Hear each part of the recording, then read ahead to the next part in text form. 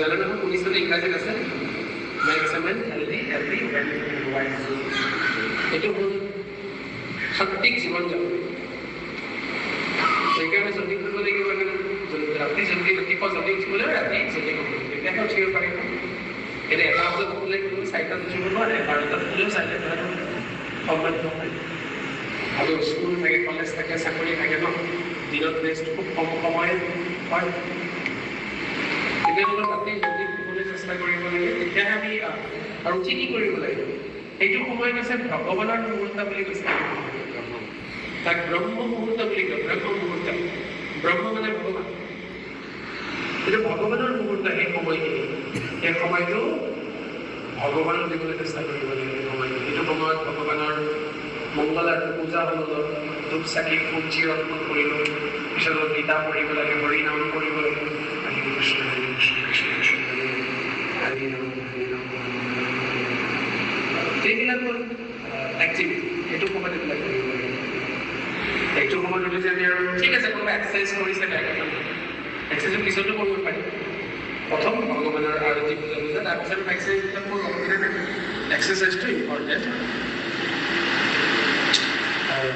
The most important কি ভগৱানৰ ভক্তি যোগ। আমাৰ জীৱনৰ আটাইতকৈ ইম্পৰ্টেণ্ট বস্তুখিনি কি, সেইটো হ'ল ভগৱানৰ ভক্তি। আটাইতকৈ ইম্পৰ্টেণ্ট, কিয়নো আমি তাক ইম্পৰ্টেণ্ট দিয়া নাই। কিয় দিয়া নাই? কাৰণ তাৰ ইম্পৰ্টেঞ্চটো নাজানো, সেইকাৰণে ইম্পৰ্টেণ্ট দিয়া নাই। আমি তাৰ ইম্পৰ্টেঞ্চটো যে নাজানো, ভক্তি কিয় কৰিব লাগে। আমি ভক্তি মানে ভাবোঁ যে বছৰত এবাৰ, খালি ভাদ মাহত, কাতি মাহত, পিছত আমি পাহৰি যাব লাগে।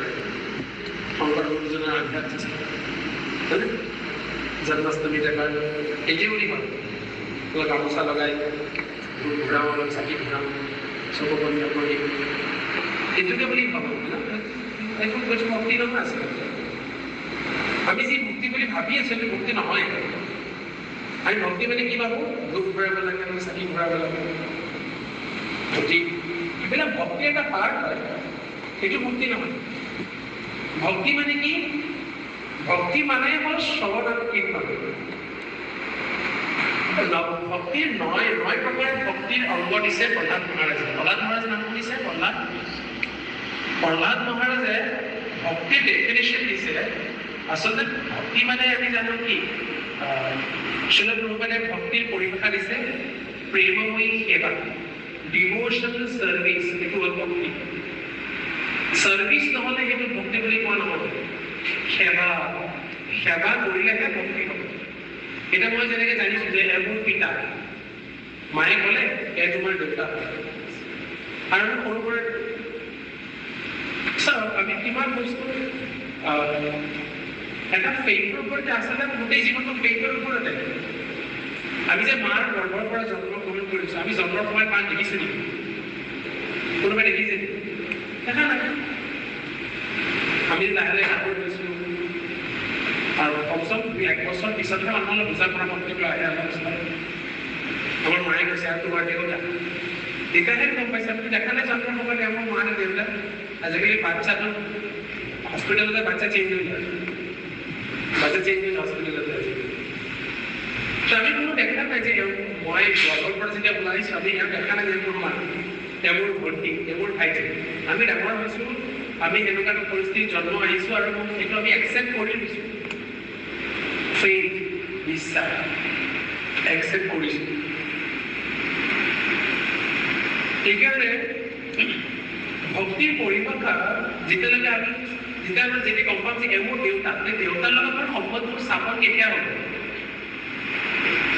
এতিয়া হাজবেণ্ড আৰু ৱাইফ মাজত যে সম্বন্ধ, সেই সম্বন্ধ স্থাপন কেতিয়া হ'ব, বৰ্ণিংটো কেতিয়া হ'ব, কেতিয়া হ'ব, যেতিয়া আপুনি তেওঁ কি কৰিব, সেৱা কৰিব, তেতিয়াহে সম্বন্ধ স্থাপন হ'ব। বিনা সেৱাত সম্বন্ধ স্থাপন কেনেকৈ হ'ব? এতিয়া মোৰ দেউতা, মই যদি দেউতাক খালি দেউতা কৈ থাকোঁ, দেউতা কৈ থাকিলে সম্বন্ধ হ'ব নেকি? দেউতা কি ক'ব? তখন মোক দেউতা মানুহে 1 গিলাচ পানী আজিলৈকে দি পাইছে বুলি কয়। বুজি পাইছেনে কথাটো? তেওঁলোকৰ দেউতা মাতি থাকোঁতে মই আজিকালি 1 গিলাচ পানী দি পাইছা। আৰু হাজবেণ্ডক ৱাইফে হাজবেণ্ডক কয়, মই তোমাক খুব ভাল পাওঁ, কিন্তু যেতিয়া চাকৰিৰ পৰা আহে 1 গিলাচ পানীও নিদিয়ে খাবলৈ। খালি কয় I love you, I love you. কিন্তু ভাল পোৱা বুলি ক'ব নেকি? নহয়। ভাল পোৱা মানে তেওঁক সেৱা কৰি। আমি জানিছো যে কৃষ্ণ হ'ল আমাৰ পৰম পিতা। যেতিয়ালৈকে পিতাৰ লগত আমাৰ সম্বন্ধ স্থাপন হ'ব কেতিয়া? যেতিয়া আমি সেৱা কৰিম। সেইকাৰণে পূৰ্বতে ভক্তিৰ পৰিভাষা কি দিছে? ডিভ'শ্যন এণ্ড চাৰ্ভিচ। প্ৰেম কৰি সেৱা, সেৱা বুলি কৈছে। সেইকাৰণে প্ৰহ্লাদ মহাৰাজে 9বিধ ভক্তিৰ অংগ দিছে। সেইটো কি? শ্ৰৱণম, কীৰ্তনম, বিষ্ণু স্মৰণম, পাদ সেৱনম, অৰ্চনম, বন্দনম, দাস্যম, সাখ্যম, আত্মনিবেদনম। এটি পুংসাৰ্পিত বিষ্ণু ভক্তিশ্চেদৱ লক্ষণম। প্ৰহ্লাদ মহাৰাজে কি কৈছে? শ্ৰৱণম, কীৰ্তনম, স্মৰণম, পাদ সেৱনম, অৰ্চনম।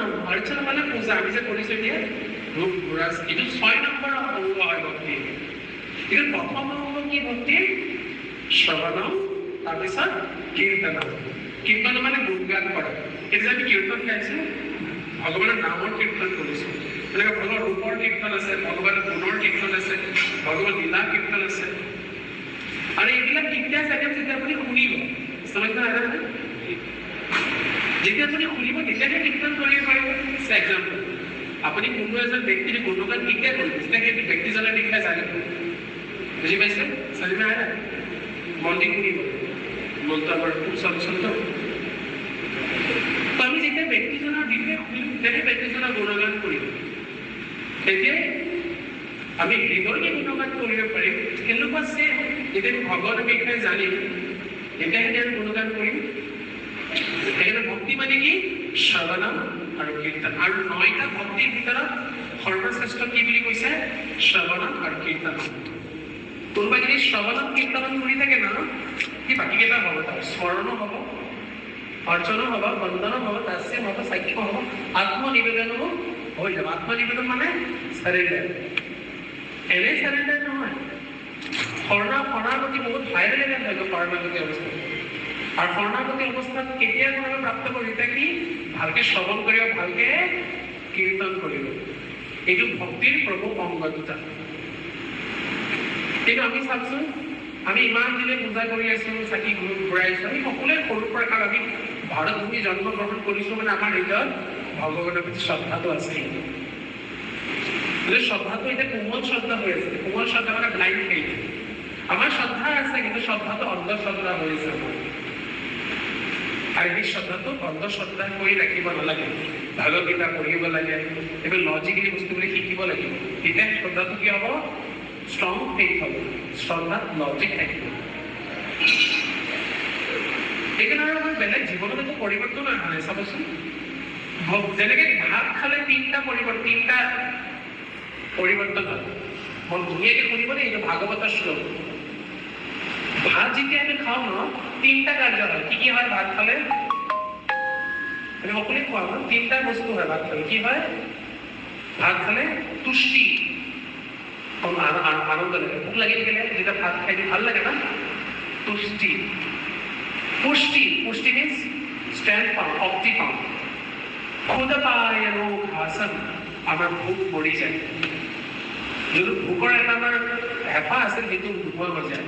তেনেকুৱা যোনে মানে পিয়ৰলি চিনচিয়াৰলি ভক্তি প্ৰেক্টিচ কৰে, তাৰ জীৱনত 3টা চেঞ্জেছ আহে। এইটো কি? তুষ্টি, সন্তুষ্ট হৈ যায়, ছেটিছফাইড হৈ যায়, ছেটিছফেকশ্যন পাই যায়। ইফালে ইফালে দৌৰি নুফুৰে হেপিনেছৰ কাৰণে। এই যাৰ, এই দেৱী, এই দেৱতা, এইফালে গুৰু, এইফালে চব হ'ল হেপিনেছৰ পিছফালে ঘূৰি নুফুৰে। আজিকালি মানুহ হেপিনেছৰ কাৰণে কি কৰি আছে মানুহবিলাকে ভাবকচোন। উল্টা দুখেহে পায়। আজিকালি হেপিনেছৰ কাৰণে মানে বেলেগ স্মোক কৰে, এলকহল লয়, বেলেগ বেলেগ ধৰণৰ এডিকশ্যনবিলাক আছে। সকলোৱে হেপিনেছে বিচাৰে ন, আচলতে সেইবিলাকৰ মানে হেপিনেছ বিচাৰি আছে। মই এবাৰ এটা ট্ৰেইনত গৈ আছিলোঁ এবাৰ, এই 6 মাহৰ আগত কথা, 6 মাহ 2 মাহ মান ডাঙৰ মেথামেটিচিয়ান এজন লগ পাইছিলোঁ। তো PhD কৰিছে, মেথামেটিক্সত PhD কৰি আছে। তেওঁলোকে বহুতখিনি কথা পাতিলোঁ। কথা পতাৰ পিছত মই বোলো, মোক কৈছে আপোনাৰ হেপিনেছটো বেলেগ, মোৰ হেপিনেছৰ ধাৰণাটো সকলো বেলেগ বেলেগ হ'ব পাৰে। আপুনি ভক্তিৰ পৰা হেপিনেছ পাইছে, মোৰ হেপিনেছৰ ধাৰণাটো বেলেগ। যদি মই অলপ ড্ৰিংকছ কৰোঁ, ড্ৰিংকছ কৰাৰ পৰা সেইটোও খাই হেপিনেছ। মই কৈছোঁ এইটো ভাল নে বেয়া? ভাল বেয়া বুলি কথা নহয়, না এইটো ভাল বেয়া বুলি কথা নহয়, আপোনাৰ এইটো ভাল কৰিছে, ক্ষতি কৰিছে, বেছি ক্ষতি কৰিব। তো এইটো হেপিনেছ কেনেকুৱা হ'ব? যোনটো হেপিনেছ আমাক ক্ষতিহে কৰিছে, এইটো হেপিনেছ কেনেকুৱা হয় আচলতে? যি সুখে আমাক অন্তিমত দুখে এইটো হেপিনেছ কেনেকৈ ক'ব পাৰে আপুনি? সেইকাৰণে বহুত ইম্পৰ্টেণ্ট যে আমি বস্তুবিলাক শিকোঁ। আৰু যদি এতিয়ালৈকে আমি তিনিটা পইণ্টছ আমি শ্বেয়াৰ কৰিছিলোঁ, আমি যেতিয়া ভক্তি কৰিম তেতিয়া কি হ'ব? আমাৰ জীৱনত সন্তুষ্টি পাব। আমাৰ ভগৱানে আমাক চলাইছে, ভগৱানৰ এইকাৰণে ভক্তৰ কাৰণে চব যিকোনো পৰিস্থিতি আহক ভক্ত কেতিয়া বিচলিত নহয়, সকলো বস্তুতে সমভাৱ ৰাখে ভক্তসকলে, তেওঁলোক ছেটিছফাইড ভক্তসকলে, সকলো বস্তুতে একদম ছেটিছফেকশ্যন থাকে ভক্তসকলে। যেনেকে আমি এতিয়া কিবা এটা বস্তু পাবলৈ আমাৰ কিমান দিন থাকে, কিন্তু যেতিয়া মানে ভক্ত হয় ঠিক আছে হ'ব একো নহয়, কাৰণ তেওঁ নিজৰ গ'লটো জানে, কৃষ্ণ প্ৰাপ্তিহে আমাৰ মুখ্য উদ্দেশ্য, কৃষ্ণ আমাৰ পৰম ফল, আৰু বাকী সকলো কৃষ্ণ এইবিলাক কৃষ্ণ বাহিৰে বাকী সকলো বস্তু তুচ্ছ, এইবিলাক আমাৰ আৰু কৰ্মবন্ধ সঁচা ধৰ্ম। সেইকাৰণে বেলেগ ভক্ত এইবিলাকৰ পিছফালে ঘূৰি নুফুৰে, এইবিলাকৰ পিছফালে ছেটিছফাইড, তুষ্টি। তাৰপিছত পুষ্টি, আপুনি ষ্ট্ৰেংথ পাব। ষ্ট্ৰেংথ ইজ সকলো অৱস্থাত আপুনি সকলো পৰিস্থিতিৰ পৰা ওলাই আপুনি আগবাঢ়ি যাব পাৰিব। যে মডাৰ্ণ এডুকেশ্যন চিষ্টেমটো, মডাৰ্ণ যে য়ংষ্টাৰবিলাক চ' কল জেন জি বুলি কোৱা হয়, সিহঁতেতো এতিয়া কিমান এই লিটাৰ এক্সামৰ কাৰণে লিটাৰ কাৰণে ডাঙৰ এটা উৎপাত কৰিব লিটাৰ নামত বেলেগ কিবাহে হৈছে, বেছি যি হ'ব লাগে বেছি উল্টা পুল্টাহে হৈছে। তো কথাটো হ'ল যে তেওঁলোককতো এটা কম্পিটিশ্যনত ঢালি দিয়া হৈছে যে তোমালোকে আমি এটা স্কুলৰ যে লাইফটো, স্কুল কলেজ এইটো কম্পিটিশ্যনে হয় সকলোৰে পৰা। তুমি যিমান ভালকে পঢ়িবা, সিমান ভাল চাকৰি পাবা, সিমান লাক্সাৰিয়াছ লাইফ হ'ব তোমাৰ। তো আমি সেই কম্পিটিশ্যনটো ঢালি দিছোঁ, কিন্তু যেতিয়া কেতিয়াবা আমি জীৱনত যেতিয়া এনেকুৱা ধৰণৰ বেয়া পৰিস্থিতি আহে, সেই পৰিস্থিতি কেনেকৈ হেণ্ডেল কৰি আমি আগবাঢ়ি যাব সেইটো পঢ়া নাই না ল'ৰা ছোৱালীবিলাকক। সকলোৱে কম্পিটিশ্যন ঢালি আছে, সকলো ফালৰ পৰা প্ৰেছাৰ, ঘৰৰ পৰা মা দেউতাৰ প্ৰেছাৰ, কোচিঙৰ পৰা টিচাৰবিলাকৰ প্ৰেছাৰ, স্কুলৰ টিচাৰবিলাকৰ প্ৰেছাৰ, মোৰ বন্ধু বান্ধৱীবিলাকে কি ক'ব, সকলো ফালৰ পৰা এখন ষ্ট্ৰেছ থাকে সকলোৰে। কিন্তু সেই এনেকুৱা পৰিস্থিতিৰ পৰা ওলাই কেনেকৈ আগবাঢ়ি যাব সেইটোতো শিকোৱা নাই না। কেনেকৈ এনেকুৱা ধৰণৰ পৰিস্থিতি এইবিলাক সহ্য কৰি আগবাঢ়ি যাব এইবিলাকতো শিকোৱা নাই, খালি কম্পিটিশ্যনত ঢালি দিছে আৰু কম্পিটিশ্যন লাগি আছে গাড়া দিছে না। সেইকাৰণে এই প্ৰব্লেমবিলাক হয়। এই কামবোৰত কিছু এসপ্তাহ ডাঙৰ এটা চিঠি লিখিছে SWRYPFK, চৰি পাপা প্লিজ লিখি ডাঙৰ পাপা চুইচাইড কৰিছে ষ্টুডেণ্ট। সেইকাৰণে যেতিয়া আমি ভক্তি কৰোঁ ন, আমাৰ ষ্ট্ৰেংথ পাওঁ, স্পিৰিচুৱেল ষ্ট্ৰেংথ, উইল পাৱাৰটো বহুত বাঢ়ি যায়। সেইকাৰণে যিকোনো পৰিস্থিতি আমি সহ্য কৰি আমি আগবঢ়াৰ শক্তিটো পায়। পুষ্টি আৰু ভোক নোহোৱা হৈ যায়, যেনেকৈ ভাত খালে ভোক নোহোৱা হৈ যায়। আমাৰ কি হয়, যেতিয়া আমি ভক্তি কৰোঁ, চিনচিয়াৰ পিয়ৰ ডিভ'শ্যন কৰোঁ, তেতিয়া আমাৰ জীৱনৰ পৰা এই মেটেৰিয়েল এনজয়মেণ্টৰ যে এটা ভোক বা কোনো এটা যে ইচ্ছা আছে সেইটো নোহোৱা হৈ যায়। আননেচেচাৰী যিবিলাক কিছুমান ডিজায়াৰবিলাক আছে সেইবিলাক নোহোৱা হৈ যায়। সেইবিলাক একমাত্ৰ এটাই ইচ্ছা, কেনেকৈ আমি কৃষ্ণক কেনেকৈ প্ৰাপ্ত কৰিব পাৰোঁ সেইটো ইচ্ছাই ৰৈ যায়। কিন্তু আমি চাওঁ আমাৰ জীৱনত এইবিলাক একো পৰিৱৰ্তন একো অহা নাই। কিয়? আমিতো ইমান দিনে পূজা কৰিয়ে আছোঁ, কিন্তু পৰিৱৰ্তনটো একো দেখাই নাই জীৱনত। আৰু কিছুমানে বহুত পৰিৱৰ্তন কৰে, চাবচোন সিহঁতৰ কিছুমানৰ মানুহে কয় বেছি ভক্তি কৰিলে কিছুমানে কয় অতি ভক্তি চোৰৰ লক্ষণ, কিছুমানে এনেকুৱা ধৰণৰ কথাবিলাক কয় নহয়। কিছুমান মানুহ ভক্তিৰ আৰম্ভত বেলেগ কিবাহে কৰি আছে, কিছুমান মানুহ ভক্তিৰ নাম লৈ বেলেগ কিবাহে কৰি আছে বহুতে, একো পৰিৱৰ্তন দেখা নাই। আৰু খংটো বেছি, লোভ বেছি, ঈৰ্ষা বেছি, অহংকাৰ বেছি, ভক্তি কৰা বুলি যে এইবিলাকে যোৱা নাই, ভক্তি হোৱা নাই আচলতে, বেলেগ কিবাহে কৰি আছে, দেখাইছে ভক্তি হৈ আছে, কিন্তু ভক্তি নাম যে এইবিলাকো বাঢ়িছে মানে ভক্তি হোৱা নাই আচলতে, সেইটো বুজিব লাগিব। সেইকাৰণে আমি আমাৰ জীৱনত পৰিৱৰ্তন আহিছিল এনেকৈ এতিয়া শিৱৰাত্ৰিৰ সময় চলি আছিল লৰ্ড শিৱৰ শাওণ মাহ ন শ্ৰাৱণ মহিনা শাওণ মাহ এতিয়া ইমান কষ্ট কৰি এলৈকে যাব ডাঙৰ ডাঙৰ কি বুলি কয় কাবাৰী ইমান কষ্ট কৰি যাব তাতে গৈ যদি আকৌ ঘৰত আহিছিলে এই পাপ কাৰ্যতে লাগিছে একদম কি লাভ হ'ব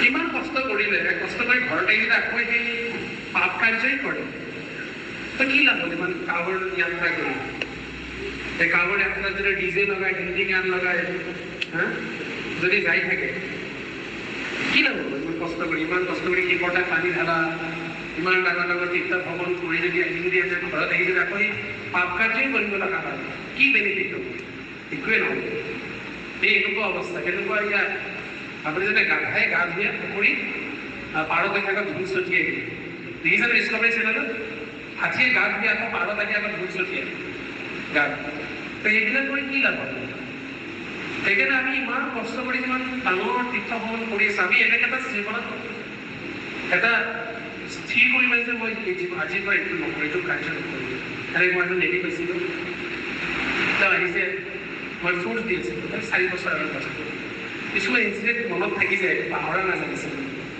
তো মই সফল দি আছিলোঁ তো তই যিদৰে কমলা থাকিছিলোঁ মই যে কমলা দুটা নলওঁ মই কমলাটো বেলেগ ফল দিওঁ মই কমলাটো নাখাওঁ তো ইমান ধুনীয়া ফুল কমলা কিয় এনেই কৰি লওঁ ফুল চুল লগোৱা আছিল এইখিনি কৰি ল'লোঁ কাৰণ মই ধামত গৈছোঁ বানাৰস গৈছোঁ মই শুনিছোঁ ধামত গ'লে কিবা ভাল বস্তু এৰিব লাগে শুনিছে না এই কথাটো কিবা ভাল বস্তু এৰিব লাগে সেইকাৰণে মোৰ একদম ফেভৰেট আছিল অৰেঞ্জ সেইকাৰণে অৰেঞ্জটো এৰি দিলোঁ সেইকাৰণে মই অৰেঞ্জটো নলওঁ মই যে কৈছিলোঁ আপুনি ভেজিটেৰিয়ান হয়নে নাই ভেজিটেৰিয়ান নহয় এইটোকে এৰিব লাগিছিল আপুনি কমলাহে এৰি গৈছে ইমান ধুনীয়া সৃষ্টি ভগৱানৰ কমলা আপুনি কমলা ফলটো এৰিব লাগিব যোনটো এৰিব লাগিছিল হাঁহ পাৰ চৰাই মুৰ্গী চুৰ্গী এইবিলাকে এৰিব লাগিছিল আজিৰ পৰা মই মাছ নাখাওঁ আজিৰ পৰা মই মাংস আজিৰ পৰা মই একো নেশা কৰোঁ ষ্টেপ বাই ষ্টেপ সকলো বস্তু ষ্টেপ একেবাৰেতো হ'বও নোৱাৰে প্ৰেক্টিছটো কৰিব লাগিব এইবিলাকে এৰিব লাগিব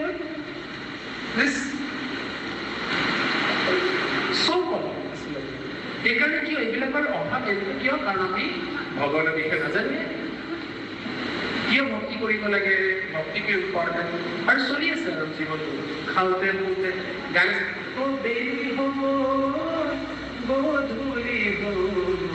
এই খাওঁতে ঘুমাওঁতে এই লোকগীতক এইবিলাক গান আছে খাওঁতে ঘুমাওঁতে সময়টো গ'ল আৰু এনেকুৱা হৈ আছে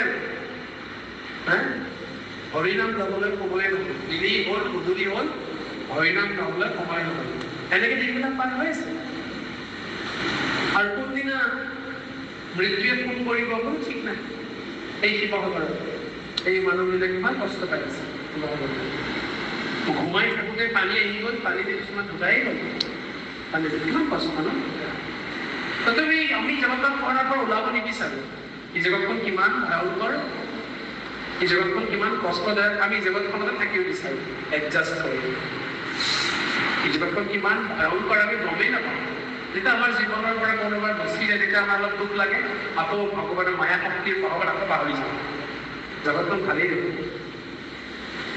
এই জগতখনত ভগৱানক আমাৰ মনুষ্য শৰীৰ দি কেনে পঠাইছে কিয় আমি এইটো ৰিয়েলাইজ কৰোঁ যে এইখন আমাৰ থকাৰ জেগা নহয় এই জগতখন আমাৰ থকাৰ জেগা নহয় ভগৱানে সেইকাৰণে আমাৰ মনুষ্য শৰীৰটো দিছে সকলোৱে মন দি শুনিব ইয়াতে বহুত লিখি ল'ব তেতিয়াহে হেপী হ'ব পাৰিব আপোনালোকে এইখন আমাৰ থকাৰ জেগা নহয় সেইকাৰণে ভগৱানে আমাক মনুষ্য শৰীৰ দিছে আৰু সেইটো ৰিয়েলাইজ কৰাৰ কাৰণে ভগৱানে আমাক মনুষ্য শৰীৰটো দিছে এইটো থকাৰ জেগা নহয় আমাৰ কাৰণে সেইকাৰণে থাকিব নোৱাৰোঁ মডাৰ্ণ চায়েন্সৰ তাত এইটো এনচাৰ আছে নেকি কোনো মডাৰ্ণ চায়েন্স মডাৰ্ণ চাইণ্টিষ্টৰ তাত এইটো এনচাৰ আছে নেকি আমি কিয় থাকিব নোৱাৰোঁ নাই এনচাৰ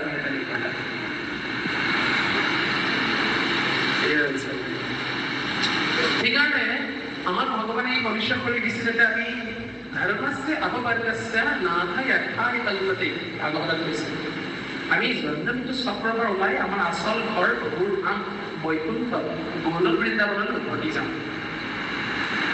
সেইকাৰণে আজিৰ এই মাহটো অত্যন্ত পবিত্ৰ মংগলময় মাহ। সৰুকৈ 5 minutes মান আছে, মই অলপ লৰ্ড শিৱৰ ওপৰত অলপ ক'ব বিচাৰোঁ। আনকি বহুত লীলা আছে, আনকি লৰ্ড শিৱক সকলোৱে বুজি পাব নোৱাৰে। যিকোনো বৈষ্ণৱ নহয় তেওঁলোকে কেতিয়াও শিৱক বুজিব নোৱাৰে। একমাত্ৰ বৈষ্ণৱ ভক্তহে শিৱক বুজিব পাৰে। অন্যথা বেছিভাগ মানুহে শিৱক বেলেগহে ভাৱে দৰ্শন কৰে। যেনে কিছুমানে লৰ্ড শিৱক কি বুলি ভাবে? লৰ্ড শিৱক কিছুমানে ভাবে শিৱ ইজ নাথিংনেছ। এটা ডাঙৰ এটা কয়েম্বুটৰৰ ডাঙৰ এটা ঈশা ফাউণ্ডেশ্যন আছে। তেওঁলোকে সেই গুৰুজনে কি কয়? তেওঁলোকে আচলতে গুৰুজন মানে গুৰু শব্দ সাধাৰণ নহয়, নামটো সদগুৰু লগাই দিছে। সদগুৰু লগালে সদগুৰু হয় নেকি? সদগুৰু লগালে সদগুৰু নহয় নহয়। ঠিক আছে, বহুত আমাৰ অলপ কিবি কৰি আছে, কিন্তু ফিলচফিটো কেনেকুৱা? শিৱ ইজ নাথিংনেছ। নাথিংনেছ মানে শূন্য, একো নাই। এইটোৱে শিৱৰ অৰ্থ নেকি? নহয়। আৰু কিছুমানে কয় শিৱ আমি শিৱ, আমি শিৱ, যে জীৱ সেই শিৱ। এনেকুৱা ধৰণৰ ফিলচফি আছে। এইবিলাক মায়াবাদ ফিলচফি, এক প্ৰকাৰৰ নাস্তিক ফিলচফি হয়। আৰু কিছুমানে কয় শিৱ সুপ্ৰিম, কিন্তু শিৱৰ কোনো ফৰ্ম নাই, তো নিৰাকাৰ। নিৰাকাৰ মানে কি? এইটোৱে আৰু নাথিংনেছ। এইটোৱে একফালৰ পৰা চাব লাগিব। কিন্তু গোটেইকেইটা সিদ্ধান্তই ভুল সিদ্ধান্ত।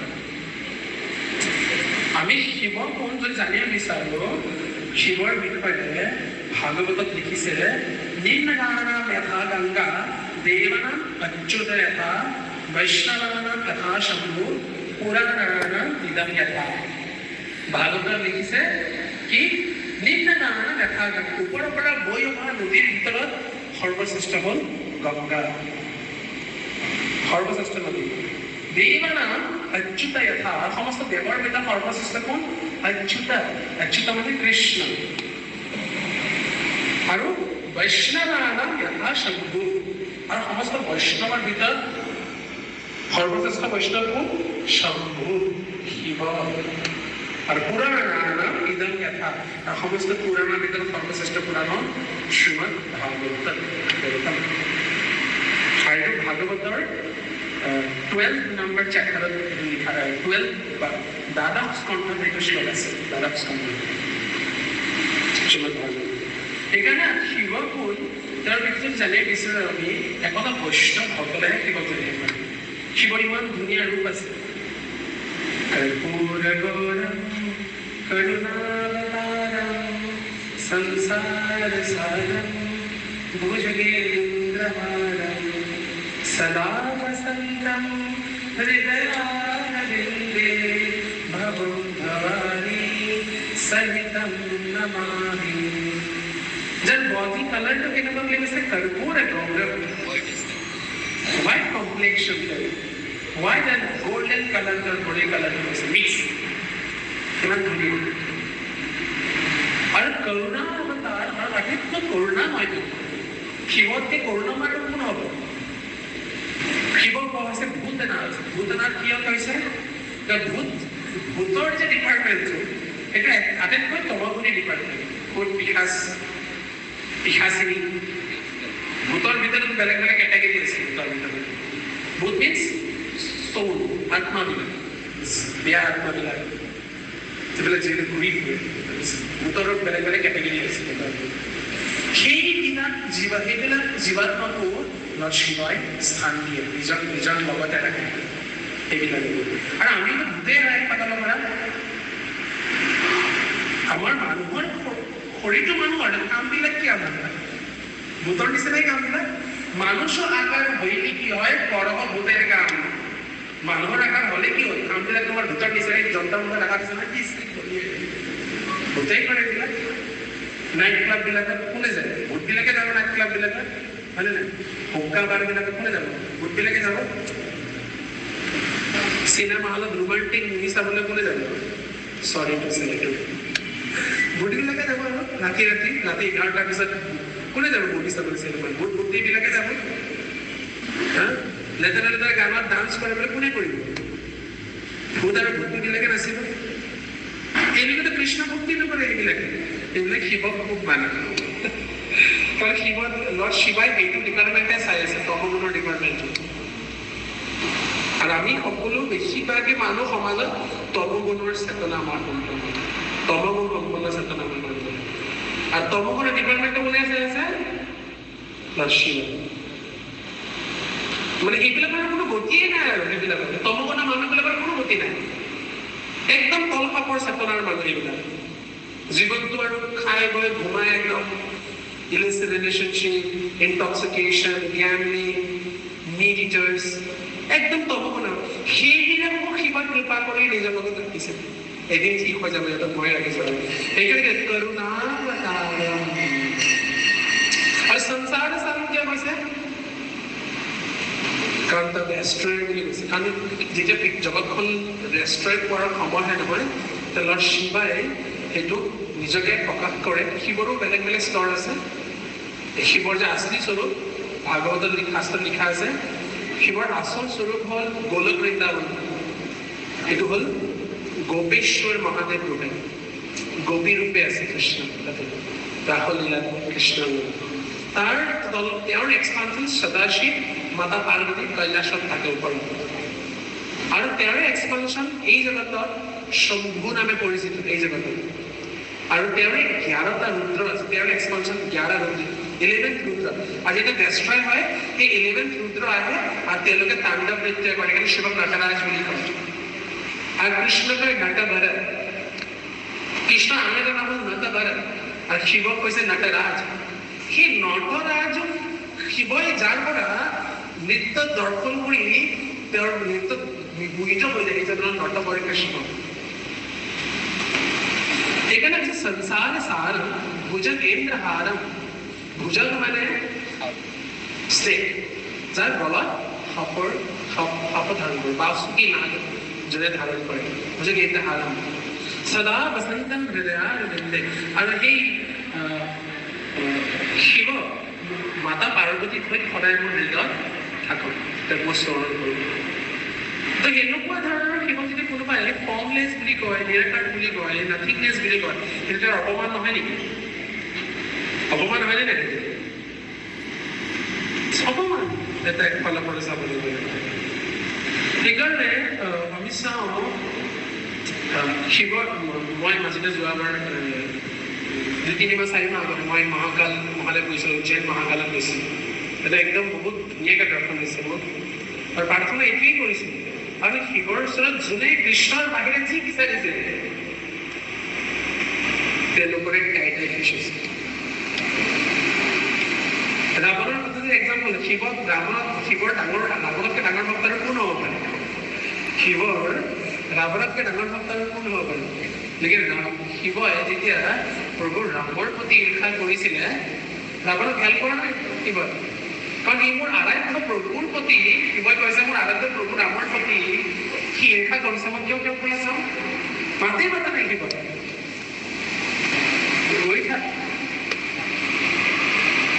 সেইকাৰণে শিৱৰ প্ৰতি, প্ৰভুৰ প্ৰতি আমাৰ কি বিচাৰিব লাগে?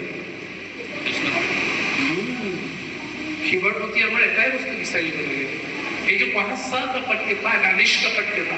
সকপট কৃপা মানে য'ত কৃপাত সফলতা আছে।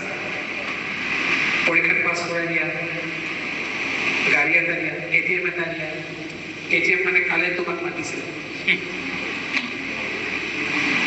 চাকৰি দিয়া, ধুনীয়া ল'ৰা এটা দিয়া, ধুনীয়া ছোৱালী এটা দিয়া।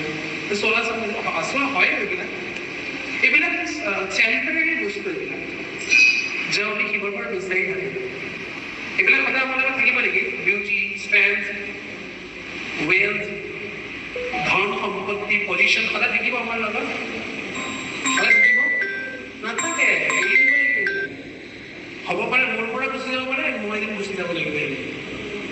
কিন্তু কৃষ্ণ ভক্তি যিটো পাৰ্বণ, সেইটো কৈছে নিষ্কপট কৃপা। সেই কৃপাত কপটতা নাই। কিন্তু ধনম দেহি, যশম দেহি, কি দেহি? ৰূপম দেহি।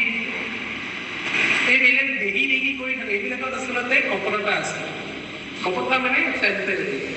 আৰু পাৰমাণিক বস্তু লৰ্ড শিৱ তাত আছে, কিন্তু আমি নিবিচাৰে মানুহে। এইটো কি? কৃষ্ণ প্ৰেম, কৃষ্ণ ভক্তি, সেইটো শিৱ তাত আছে, সেইটো কোনো নিবিচাৰে। আৰু যদি সেইটো বিচাৰো, প্ৰভু শিৱই ৰেডি আছে দিবলৈ, এই শাওণ মাহত দিবলৈ বহি আছে। আমি ল'ব নিবিচাৰো। আমাৰ টেম্পৰেৰী বস্তু লাগে, ইনষ্টেণ্ট এনজয়মেণ্ট লাগে, আমাৰ ফাষ্ট এনজয়মেণ্ট লাগে আমাৰ। সেইকাৰণে লৰ্ড শিৱাই এইটো দিবলৈ ৰেডি আছে। আমি যেতিয়া প্ৰভু তাত তেনেকৈ লিখা আছে শাস্ত্ৰত, আহক আমি এটা স্তুতি কৰি শেষ কৰি মানুহ। আমি কি বিচাৰিব লাগিব লৰ্ড শিৱৰ মানুহ? সকলো হাতযোৰ কৰি ল'ব মোৰ ওচৰত। আমি শিৱক, আচলতে শ্ৰী চৈতন্য মহাপ্ৰভুৱেও লৰ্ড শিৱৰ স্তুতি কৰিছিল। আপোনালোকে গুগলত পঢ়িব, শিৱা অষ্টকম বাই চৈতন্য মহাপ্ৰভু, গুগলত পাই যাব। খুব ধুনীয়া স্তুতি কৰিছিল চৈতন্য মহাপ্ৰভু কোন হয়? স্বয়ং কৃষ্ণ হয়, বিষ্ণু নহয়, স্বয়ং কৃষ্ণ হয়, কৃষ্ণৰে স্বৰূপ, নন ডিফাৰেণ্ট হয় চৈতন্য মহাপ্ৰভু। তাৰ শাস্ত্ৰ প্ৰমাণ আছে। এইকাৰণে নকওঁ যে ঈশ্বৰ নকৰকে ভগৱান বনাই লৈছে বুলি চৈতন্য মহাপ্ৰভু, নহয়, স্ক্ৰিপচাৰ্ছ প্ৰমাণ আছে। সেইকাৰণে আচলতে ভক্তৰূপে আহিছে, সেইকাৰণে খুব কমে চিনি পায়। তো চৈতন্য মহাপ্ৰভুৱে শিৱাষ্টকম গাইছে, চৈতন্য শিৱৰ গুণগান কৰিছে। যি নহওক, আমি বৃন্দাবনৰ যে আমাৰ গৌড়ীয় পৰম্পৰাৰ যে আৰাধ্য শিৱ গোপেশ্বৰ মহাদেৱ ৰূপে, যি গোপী ৰূপে আছে, তেওঁক আমি প্ৰাৰ্থনা কৰিম। কি প্ৰাৰ্থনা কৰিম? আগমনৰ স্তুতিটো কৰিম। মোৰ পিছে পিছে সকলোৱে ক'ব, আজি সোমবাৰ ন, আজি পাক্কা টাইমত ধুনীয়া সময় স্তুতি হৈছে। শ্ৰীমান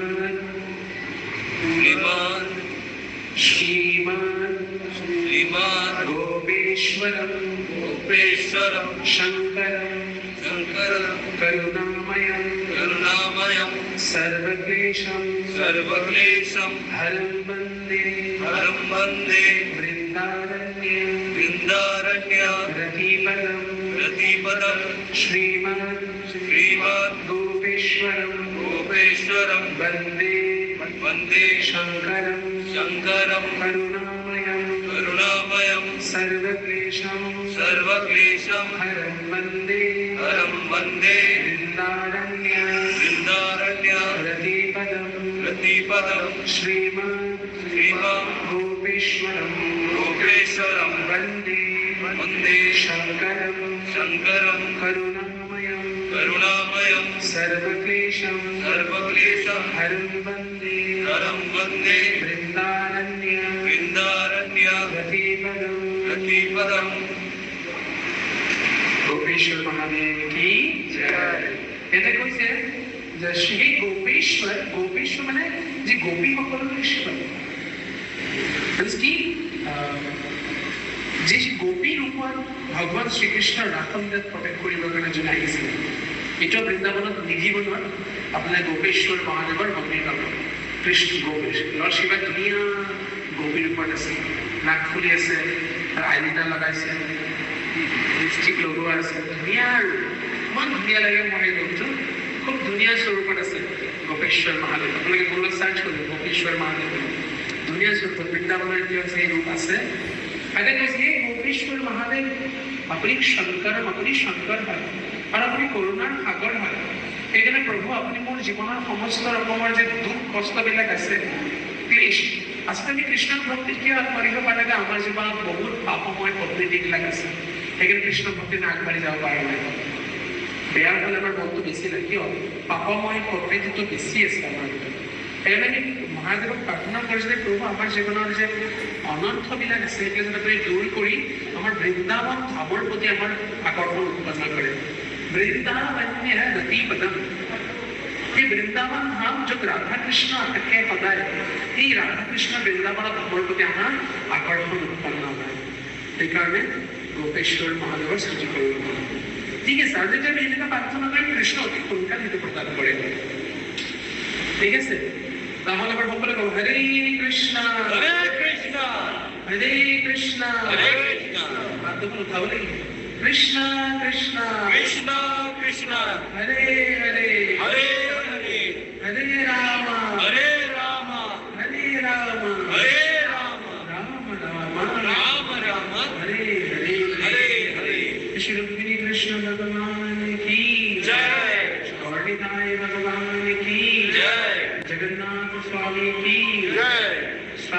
दास की जय। गोपेश्वर महादेव की जय। श्रील प्रभुपाद की जय। और गौर भक्तवृंद की जय। ताई गौर प्रेमानंदे। Thank you very much. Hare Krishna. Hare Krishna. आपल्याला पता आहे हरे कृष्ण महामंत्र कीर्तन কৰি থাকিব আৰু লক্ষ্মীবাইটো খুব ভাল পায় হৰে কৃষ্ণ কীৰ্তন হৰিনাম জপ आपल्याला पता आहे हरे कृष्ण एव्हरीडे কৰিব চেষ্টা কৰিব ঠিক আছে thank you very mass Hare Krishna